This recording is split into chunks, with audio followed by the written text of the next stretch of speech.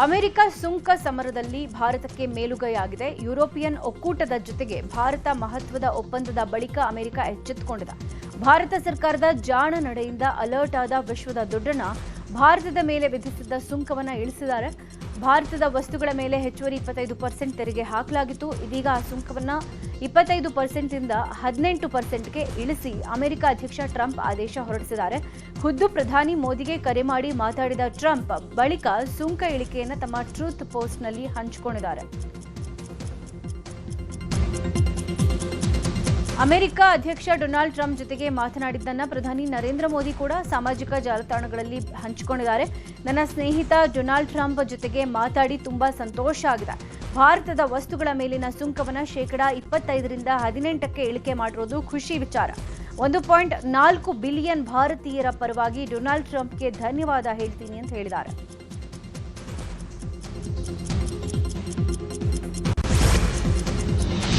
ವಿಧಾನಮಂಡಲ ವಿಶೇಷ ಅಧಿವೇಶನದಲ್ಲಿ ಇವತ್ತು ಮತ್ತು ನಾಳೆ ಮನ್ರೇಗಾ ವರ್ಸಸ್ ವಿಬಿಜಿ ರಾಮ್ಜಿ ಸಂಗ್ರಾಮ ನಡೆಯುತ್ತೆ.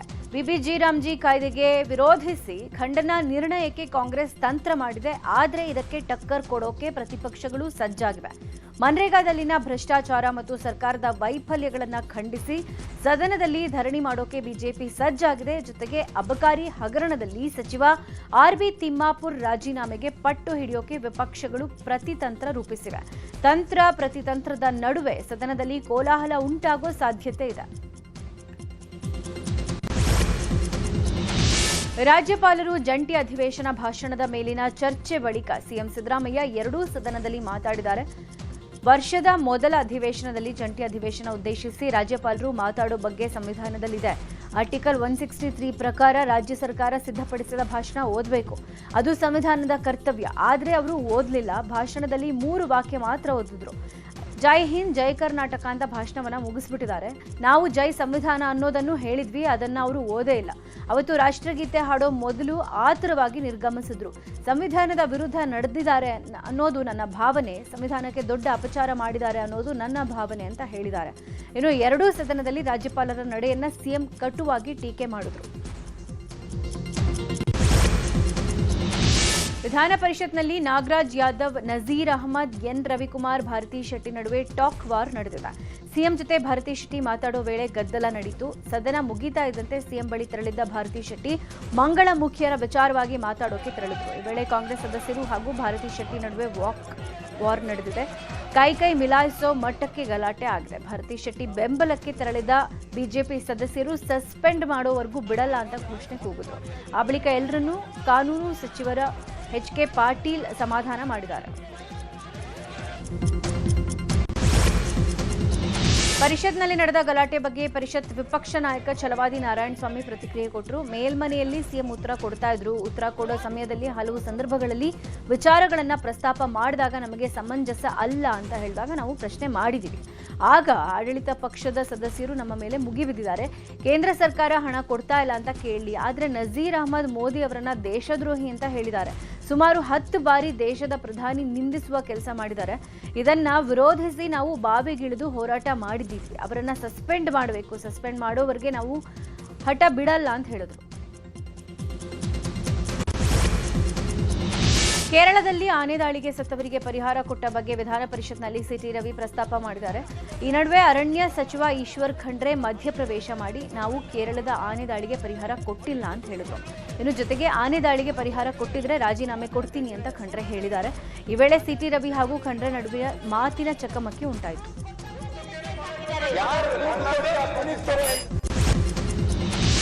ಬೆಳಗಾವಿಯ ವಂಟಮೂರಿಯಲ್ಲಿ ಮಹಿಳೆಯನ್ನ ವಿವಸ್ತ್ರಗೊಳಿಸಿ ಹಲ್ಲೆ ಮಾಡಿರೋ ಪ್ರಕರಣ ನಡೆದಿತ್ತು. 2023ರ ಡಿಸೆಂಬರ್ 11ರಂದು ಹಲ್ಲೆ ಮಾಡಲಾಗಿತ್ತು.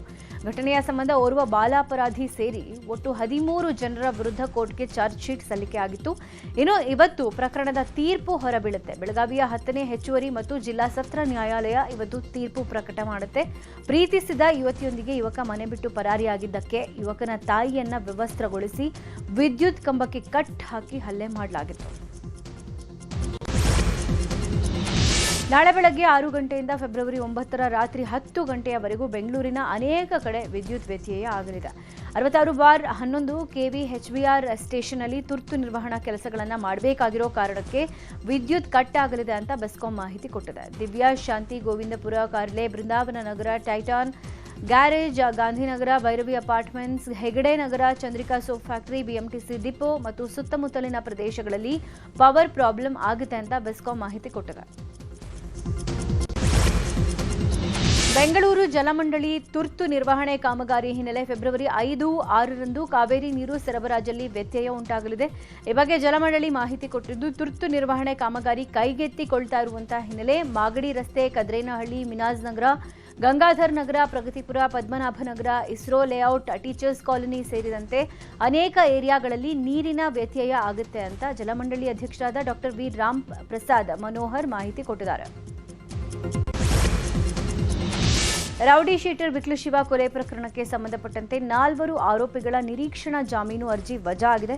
ಬೇಲ್ಗಾಗಿ A1 ಜಗದೀಶ್ ಅಲಿಯಾಸ್ ಜಗ್ಗಾ, ಕಿರಣ್, ವಿಮಲ್ ರಾಜ್, ಮದನ್ ಅರ್ಜಿ ಸಲ್ಲಿಸಿದ್ರು. ಅರ್ಜಿ ವಿಚಾರಣೆ ನಡೆಸಿದ ಜನಪ್ರತಿನಿಧಿಗಳ ಸ್ಪೆಷಲ್ ಕೋರ್ಟ್ ಅರ್ಜಿ ವಜಾಗೊಳಿಸಿದೆ. ಈ ಬಗ್ಗೆ ಅರ್ಜಿ ವಜಾ ಮಾಡಿ ನ್ಯಾಯಾಧೀಶ ಸಂತೋಷ್ ಗಜಾನನ್ ಭಟ್ ಆದೇಶ ಹೊರಡಿಸಿದ್ದಾರೆ. ಬೆಂಗಳೂರಿನ ಮೆಜೆಸ್ಟಿಕ್ನಲ್ಲಿ ಭಾರೀ ದುರಂತವೊಂದು ಕೂದಲೆಳೆ ಅಂತರದಲ್ಲಿ ತಪ್ಪಿದೆ. ಮೆಜೆಸ್ಟಿಕ್ ಬಳಿಯ ಅಮರ್ ಹೋಟೆಲ್ ನವೀಕರಣಕ್ಕೆ ಕಟ್ಟಿದ್ದ ಸಾರ್ವೆ ಮರ ಇದ್ದಕ್ಕಿದ್ದಂತೆ ಕುಸಿದು ಬಿದ್ದಿದೆ.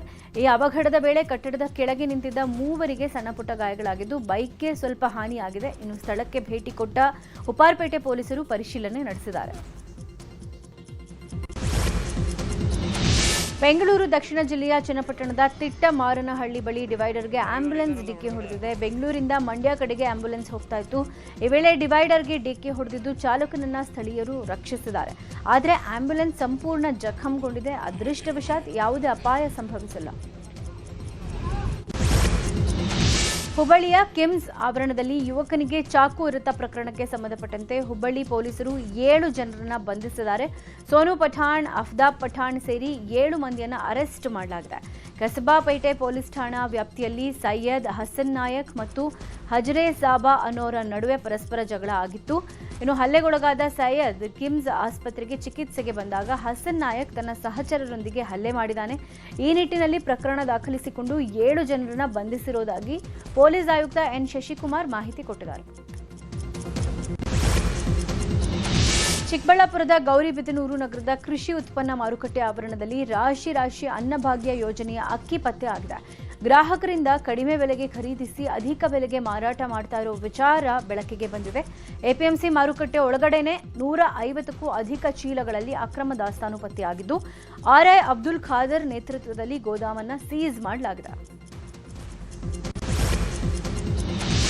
ಬಂಡೀಪುರ ವ್ಯಾಪ್ತಿಯ ಖಾಸಗಿ ರೆಸಾರ್ಟ್ ಒಂದು ಪ್ಲಾಸ್ಟಿಕ್ ತ್ಯಾಜ್ಯವನ್ನು ಅವೈಜ್ಞಾನಿಕವಾಗಿ ವಿಲೇವಾರಿ ಮಾಡ್ತಾ ಇದೆ. ಪ್ಲಾಸ್ಟಿಕ್ ತ್ಯಾಜ್ಯವನ್ನು ವೈಜ್ಞಾನಿಕವಾಗಿ ವಿಲೇವಾರಿ ಮಾಡದೆ ಗುಂಡಿಯೊಳಗೆ ಪ್ಲಾಸ್ಟಿಕ್ ತ್ಯಾಜ್ಯ ಸುರಿದು ಮಣ್ಣು ಮುಚ್ಚುತ್ತಾ ಇರೋ ದೃಶ್ಯ ವೈರಲ್ ಆಗಿದೆ. ಈ ರೆಸಾರ್ಟ್ ವಿರುದ್ಧ ಕಠಿಣ ಕ್ರಮ ಆಗಬೇಕು ಅಂತ ಪರಿಸರವಾದಿಗಳು ಆಗ್ರಹಿಸಿದ್ದಾರೆ. ಚಾಮರಾಜನಗರ ಜಿಲ್ಲೆ ಬಂಡೀಪುರ ವ್ಯಾಪ್ತಿಯಲ್ಲಿ ಅಕ್ರಮ ರೆಸಾರ್ಟ್ ಬಗ್ಗೆ ನ್ಯೂಸ್ 18ನಲ್ಲಿ ಇತ್ತೀಚೆಗೆ ವರದಿ ಕೂಡ ಆಗಿತ್ತು.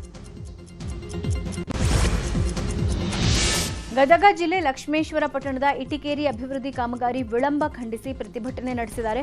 ಕೆರೆಯ ಅಭಿವೃದ್ಧಿ ಕಾಮಗಾರಿಯನ್ನ ಬೇಗನೆ ಮುಗಿಸದೆ ವಿಳಂಬ ಮಾಡಲಾಗ್ತಾ ಇದೆ ಅಂತ ಪುರಸಭೆ ಅಧಿಕಾರಿಗಳ ವಿರುದ್ಧ ಆಕ್ರೋಶ ವ್ಯಕ್ತಪಡಿಸಿದ್ದಾರೆ.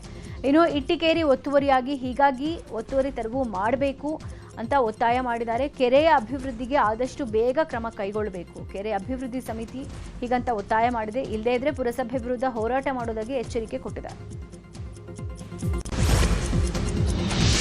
ಹಾವೇರಿ ಜಿಲ್ಲೆ ಕನವಳ್ಳಿ ಗ್ರಾಮದಲ್ಲಿ ಕರ್ನಾಟಕ ಗ್ರಾಮೀಣ ಬ್ಯಾಂಕ್ ಮ್ಯಾನೇಜರ್ ವಿರುದ್ಧ ರೈತರು ಪ್ರತಿಭಟನೆ ನಡೆಸಿದ್ದಾರೆ. ರೈತರಿಗೆ ಸಮರ್ಪಕವಾಗಿ ಮಾಹಿತಿ ಕೊಡದೇ ಇದ್ದಿದ್ದಕ್ಕೆ ರೈತರು ಆಕ್ರೋಶಗೊಂಡಿದ್ದಾರೆ. ಬ್ಯಾಂಕ್ ಮ್ಯಾನೇಜರ್ ನಡೆ ಖಂಡಿಸಿ ಪೊಲೀಸರ ಮುಂದೆನೇ ಬ್ಯಾಂಕ್ ಮ್ಯಾನೇಜರ್ಗೆ ತರಾಟೆಗೆ ತೆಗೆದುಕೊಂಡಿದ್ದಾರೆ. ಬ್ಯಾಂಕ್ ಸಾಲ ಪಡೆಯೋಕೆ ರೈತರು ಸಾಕಷ್ಟು ಪರದಾಟ ನಡೆಸ್ತಾ ಇದ್ದು, ಬ್ಯಾಂಕ್ ಸಿಬ್ಬಂದಿ ಬೇಜವಾಬ್ದಾರಿತನ ತೋರಿಸ್ತಾರೆ ಅಂತ ರೈತರು ಬೇಸತ್ತಿದ್ದಾರೆ.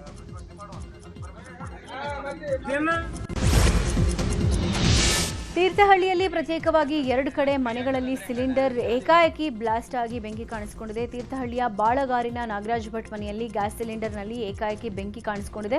ಕೂಡಲೇ ಸ್ಥಳಕ್ಕಾಗಮಿಸಿದ ಅಗ್ನಿಶಾಮಕ ದಳದ ಸಿಬ್ಬಂದಿ ಬೆಂಕಿ ನಂದಿಸಿದ್ರು. ಇನ್ನೊಂದು ಕಡೆ ಮೇಲಿನ ಕುರುವಳ್ಳಿಯ ಕೊಪ್ಪ ರಸ್ತೆಯಲ್ಲಿರುವ ಲೇಔಟ್ ಒಂದರಲ್ಲಿ ಬಿಹಾರ ಮೂಲದ ಕಾರ್ಮಿಕರು ಅಡುಗೆ ಮಾಡ್ತಾ ಇದ್ದಾಗ ಗ್ಯಾಸ್ ಸೋರಿಕೆಯಾಗಿ ಸಿಲಿಂಡರ್ನಲ್ಲಿ ಏಕಾಏಕಿ ಬೆಂಕಿ ಬಂದಿದೆ. ಅಗ್ನಿಶಾಮಕ ದಳದ ಕ್ಷಿಪ್ರ ಕಾರ್ಯಾಚರಣೆಯಿಂದಾಗಿ ಭಾರೀ ಅನಾಹುತಗಳು ತಪ್ಪಿವೆ. ಚಿಕ್ಕಮಗಳೂರು ಸಮೀಪ ಚಾರ್ಮಡಿ ಅರಣ್ಯದಲ್ಲಿ ಭಾರೀ ಬೆಂಕಿ ಕಾಣಿಸಿಕೊಂಡಿದೆ. ಧಗಧಗನೆ ಹೊತ್ತಿ ಉರಿದ ಬೆಂಕಿಗೆ ಪಶ್ಚಿಮ ಘಟ್ಟಗಳ ಸಾಲಿನ ಸೂಕ್ಷ್ಮ ಹುಲ್ಲುಗಾವಲು ಸುಟ್ಟು ಭಸ್ಮವಾಗಿದೆ. ಸ್ಥಳಕ್ಕೆ ಆಗಮಿಸಿದ ಅಗ್ನಿಶಾಮಕ ಸಿಬ್ಬಂದಿ, ಅರಣ್ಯ ಇಲಾಖೆಯ ಸಿಬ್ಬಂದಿ ಬೆಂಕಿಯನ್ನು ನಂದಿಸಿದ್ದಾರೆ. ಇನ್ನು ಅರಣ್ಯ ಪ್ರದೇಶದಲ್ಲಿ ಕಿಡಿಗೇಡಿಗಳು ಬೆಂಕಿ ಹಚ್ಚಿರುವ ಶಂಕೆ ವ್ಯಕ್ತವಾಗಿದೆ.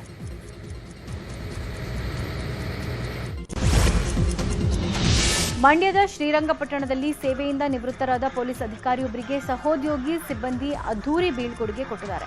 ನಿವೃತ್ತ ಡಿವೈಎಸ್ಪಿ ಶಾಂತ ಮಲ್ಲಪ್ಪಗೆ ಅದ್ಧೂರಿ ಬೀಳ್ಕೊಡುಗೆ ಕೊಡಲಾಗಿದೆ. ಶಾಂತ ಮಲ್ಲಪ್ಪರಿಗೆ ಠಾಣೆಯಲ್ಲಿ ಸನ್ಮಾನ ಮಾಡಿ ಪುಷ್ಪ ವೃಷ್ಟಿಗೈದು ಜೀಪಿನಲ್ಲಿ ಮೆರವಣಿಗೆ ಮಾಡಿ ಅಭಿನಂದನೆ ವ್ಯಕ್ತಪಡಿಸಿದ್ದಾರೆ. ಸಹೋದ್ಯೋಗಿಗಳ ಅಭಿಮಾನಕ್ಕೆ ನಿವೃತ್ತ ಅಧಿಕಾರಿ ಶಾಂತ ಮಲ್ಲಪ್ಪ ಭಾವುಕರಾಗಿದ್ದು ಎಲ್ರಿಗೂ ಧನ್ಯವಾದ ತಿಳಿಸಿದರು.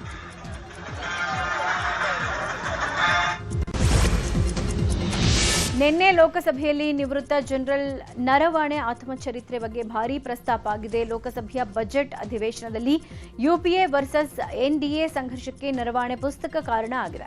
ಯುಪಿಎ ವೈಫಲ್ಯಗಳನ್ನು ಕೆಣಕಿದ ಬಿಜೆಪಿ ವಿರುದ್ಧ ಲೋಕಸಭಾ ವಿರೋಧ ಪಕ್ಷದ ನಾಯಕ ರಾಹುಲ್ ಗಾಂಧಿ ತಿರುಗೇಟು ಕೊಟ್ಟಿದ್ದಾರೆ. ಡೋಕ್ಲಾಂ ಕುರಿತು ನರವಾಣೆ ಆತ್ಮಚರಿತ್ರೆ ಪ್ರಸ್ತಾಪಿಸಿ ಶಾಕ್ ಕೊಟ್ಟಿದ್ದಾರೆ. ಈ ವೇಳೆ ಲೋಕಸಭೆಯಲ್ಲಿ ಕೋಲಾಹಲ ಸೃಷ್ಟಿಯಾಗಿತ್ತು. ಗೃಹ ಸಚಿವರು, ರಕ್ಷಣಾ ಸಚಿವರು, ಪ್ರಧಾನಮಂತ್ರಿಗಳು ನಮ್ಮ ಪಕ್ಷದ ದೇಶಭಕ್ತಿ ಬಗ್ಗೆ ಪ್ರಶ್ನೆ ಮಾಡ್ತಾರೆ. ಆದರೆ ಪ್ರಧಾನಮಂತ್ರಿ, ರಕ್ಷಣಾ ಸಚಿವರ ದೇಶಭಕ್ತಿ ನಡತೆ ಬಗ್ಗೆ ನರವಾಣೆ ಪುಸ್ತಕದಲ್ಲೇ ಇದೆ ಅಂತ ಕೆಣಕಿದ್ರು. ಆದರೆ ರಾಹುಲ್ ಮಾತಿಗೆ ಸ್ಪೀಕರ್ ಪದೇ ಪದೇ ಬ್ರೇಕ್ ಹಾಕ್ತಾ ಇದ್ರು. ಆ ಪುಸ್ತಕ ಇನ್ನೂ ಪ್ರಕಟ ಆಗಿಲ್ಲ, ದೃಢೀಕೃತ ಮಾಹಿತಿ ಅಲ್ಲ ಇದು ಅಂತ ತಡೆದಿದ್ದಾರೆ. ಕಳೆದ ವರ್ಷ ಗುಜರಾತ್ನ ಅಹಮದಾಬಾದ್ನಲ್ಲಿ 260 ಜನರನ್ನ ಬಲಿ ಪಡೆದಿದ್ದ ಏರ್ ಇಂಡಿಯಾ ವಿಮಾನದಲ್ಲಿ ಕಾಣಿಸಿಕೊಂಡ ತಾಂತ್ರಿಕ ಸಮಸ್ಯೆಯೊಂದು ಮತ್ತೆ ಏರ್ ಇಂಡಿಯಾದ ಡ್ರೀಮ್ ಲೈನರ್ ವಿಮಾನದಲ್ಲಿ ಕಾಣಿಸಿಕೊಂಡಿದೆ. ಲಂಡನ್ನಿಂದ ಬೆಂಗಳೂರಿಗೆ ಹೊರಟಿದ್ದ ವಿಮಾನದಲ್ಲಿ ಸಮಸ್ಯೆ ಕಾಣಿಸಿಕೊಂಡಿದ್ದು, ಅದೃಷ್ಟವಶಾತ್ ಯಾವುದೇ ತೊಂದರೆ ಇಲ್ಲದೆ ವಿಮಾನ ಸುರಕ್ಷಿತವಾಗಿ ಬೆಂಗಳೂರು ತಲುಪಿದೆ. ಇನ್ನು ಘಟನೆಯಿಂದ ವಿಮಾನವನ್ನ ಸೇವೆಯಿಂದ ವಾಪಸ್ ಪಡೆದು ಪರಿಶೀಲನೆಗೆ ಒಳಪಡಿಸಲಾಗಿದೆ. ಫ್ಯೂಯಲ್ ಸ್ವಿಚ್ನಲ್ಲಿ ಸಂಭವನೀಯ ದೋಷದ ಬಗ್ಗೆ ಪೈಲಟ್ ಗಮನಕ್ಕೆ ತಂದಿದ್ದಾರೆ. ಈ ಬಗ್ಗೆ ಪರಿಶೀಲನೆ ನಡೆಸಲಾಗ್ತಾ ಇದೆ ಅಂತ ಏರ್ ಇಂಡಿಯಾ ತಿಳಿಸಿದೆ. ಗ್ರಾಹಕರ ಜೇಬಿಗೆ ಭಾರ ಆಗಿದ್ದ ಚಿನ್ನ ಮತ್ತು ಬೆಳ್ಳಿ ದರ ಸತತ 4ನೇ ದಿನವೂ ಭಾರೀ ಇಳಿಕೆ ಕಂಡಿದೆ. ಭಾರತದಲ್ಲಿ ಚಿನ್ನ 3% ಕುಸಿದಿದ್ರೆ ಬೆಳ್ಳಿಯ ಬೆಲೆ 6% ಕುಸಿದಿದೆ. ಚಿನ್ನದ ಬೆಲೆ 10 ಗ್ರಾಂಗೆ 1,43,321 ರೂಪಾಯಿಗೆ ವಹಿವಾಟು ನಡೆಸಿದ್ದು ಶೇಕಡ 3% ಇಳಿಕೆ ಆಗಿದೆ. ಬೆಳ್ಳಿ ಬೆಲೆ ಕಳೆದ 4 ದಿನಗಳಲ್ಲಿ ಸುಮಾರು 1 ಲಕ್ಷ ರೂಪಾಯಿ ಇಳಿಕೆ ಆಗಿದೆ. 1 ಕೆಜಿ ಬೆಳ್ಳಿ ರೇಟ್ 3 ಲಕ್ಷಕ್ಕೆ ಇಳಿಕೆ ಆಗಿದೆ. ಮತ್ತಷ್ಟು ಇಳಿಕೆ ಆಗೋ ಸಾಧ್ಯತೆ ಕೂಡ ಇದೆ ಅಂತ ಹೇಳಲಾಗಿದೆ.